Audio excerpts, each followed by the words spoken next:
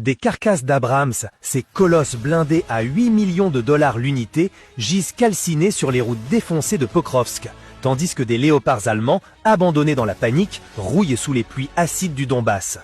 En l'espace de quelques jours effrénés, plus de 25 engins occidentaux ont été pulvérisés ou saisis intacts, un carnage qui fait vaciller les promesses d'invincibilité de l'OTAN et laisse Kiev à genoux, ses lignes fracturées comme du verre sous le marteau russe. Et si ce n'était que le prélude à une chute en cascade où le front tout entier bascule vers le Dniepr? Plongeons sans attendre. Imaginez le décor. Pokrovsk, cette bourgade minière jadis animée par les ascenseurs grinçants des puits de charbon, n'est plus qu'un squelette fumant, pilonné sans relâche par l'artillerie russe et les essaims de drones Lancet, ces oiseaux de proie qui fondent avec une précision chirurgicale.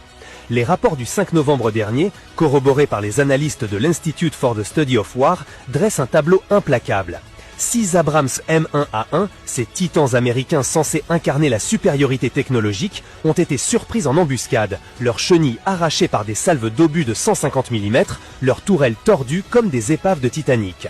À leur côté, 12 Bradley M2, ces infatigables transporteurs de troupes valant 3 millions de pièces, ont explosé en boules de feu, leurs coques perforées par des munitions guidées qui transforment l'acier en confetti.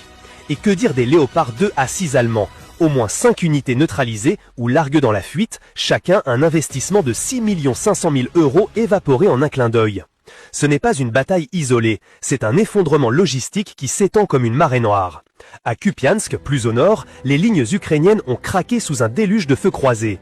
Les troupes russes, galvanisées par des renforts frais, ont percé les défenses en moins de 72 heures, laissant derrière elles un paysage de cratères et de carcasses. Des obusiers M777, ces pièces légères et précises fournies par Washington, jonchent les champs, leurs canons muets face aux barrages incessants.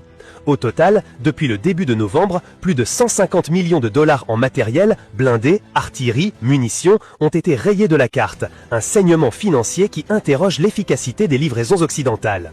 Moscou, elle, jubile. Ses épaves sont déjà tractées vers des hangars secrets, disséqués par des ingénieurs qui notent chaque faille, chaque vulnérabilité.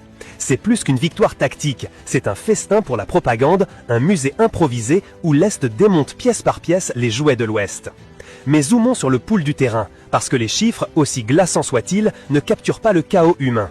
À Pokrovsk, les assauts russes se font plus insidieux depuis le 7 novembre. Des unités d'infiltration, masquées par la brume automnale, glissent entre les lignes, semant la confusion avec des motos tout-terrain et des FPV drones qui traquent les convois comme des loups affamés. L'ISW notait hier, le 9 novembre, que le rythme des avancées s'est temporellement essoufflé.